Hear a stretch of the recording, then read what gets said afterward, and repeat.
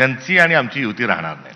नाही, पण यावेळी प्रश्न होता विधान परिषदेच्या जागेचा आणि तुमचा आधीपासनं असं मत होतं तुमचं की उद्धव ठाकरे चालतील, पण मग दानवे का नाही, त्यांचा उमेदवार का नाही? आणि हे जे आमच्यापर्यंत बातम्या येत होत्या त्या होत्या समन्वयाच्या अभावाच्या.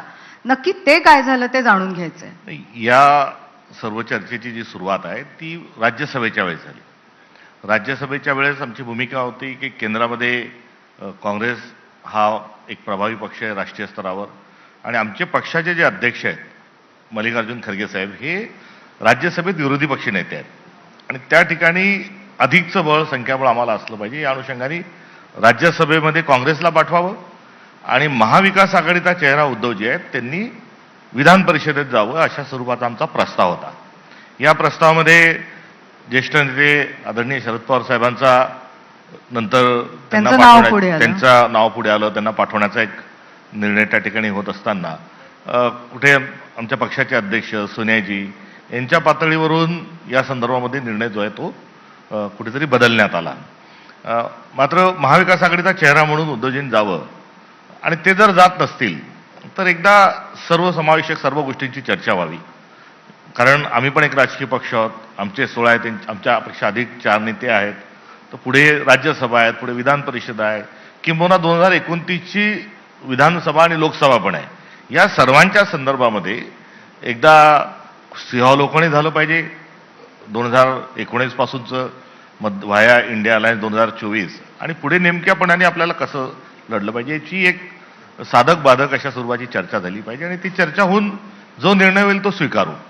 यामध्ये उद्धवजींच्या तो प्रस्ताव जो होता त्यांनी तो स्वीकारला, त्यावर विचार करण्याचंही सांगितलं. मात्र कुठल्याही प्रकारची चर्चा न होता किंवा आगामी काळामध्ये इंडिया अलायन्स आणि महाविकास आघाडी कशी जाईल, नेमकं कोणाला काय कशा स्वरूपामध्ये आपण पुढे गेलं पाहिजे याची चर्चा न होता त्यांनी त्यांच्या अधिकारामध्ये एक नाव जाहीर केलं.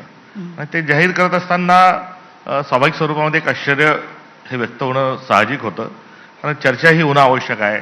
पुढच्याही गोष्टी आहेत, सगळ्या गोष्टी एकदा ठरल्या की पुढे जाणं क्लिअरिटी असलं हे अत्यंत महत्वाचं आहे. मग ती वैचारिक म्हणजे काल उद्धव ठाकरेंच्या पक्षाकडनं तुम्हाला सांगितलं गेलं नाही, तुम्हाला आधी कळवलं गेलं नाही, आणि त्यामुळे काल संध्याकाळनंतर ज्या घडामोडी झाल्या त्या घडल्या नाही. कळवलं सांगण्याच्या आधी ते एकदा बसून, म्हणजे राष्ट्रीय स्तरावरून पण सूचना ज्या मित्रपक्षा नात्याने होत्या किंवा आमच्याकडून पण जी एक अपेक्षा होती ती एकदा बसून या सर्व गोष्टी पुढच्या पण ठरल्या पाहिजे. नाही तर दरवेळेस नवा गडी नवा राज, प्रत्येक वेळेस काही आलं तर नवी चर्चा असं न करता आपण सगळं एकदा ठरवू.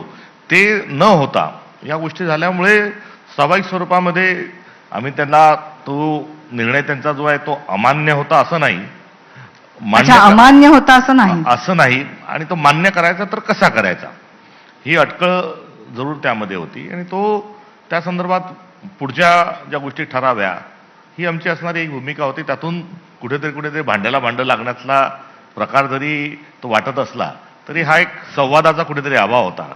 आणि आज 3-3.5 तास या संदर्भामध्ये जी आमची सविस्तर चर्चा झाली, बैठक झाली, त्यातून एक आमचं तिथे अंडरस्टँडिंग जे आहे ते झालं, आणि काँग्रेस पक्ष आगामी काळामध्ये प्राधान्याने प्रतिनिधित्व करेल ही एकंदरीत भूमिका आज आमची ठरली, आणि सर्वांनी मिळून आपण भारतीय जनता पक्षाच्या विरोधात लढलं पाहिजे हा आमचा असणारा जो समान दुवा आणि समान धागा आहे तो देखील त्या ठिकाणी आम्ही अबाधित स्वरूपात ठेवला आहे. खरं तर सपकाळजी, आता तुम्ही उल्लेख केला राज्यसभेच्या वेळी दिल्लीतून तुम्हाला सांगण्यात आलं की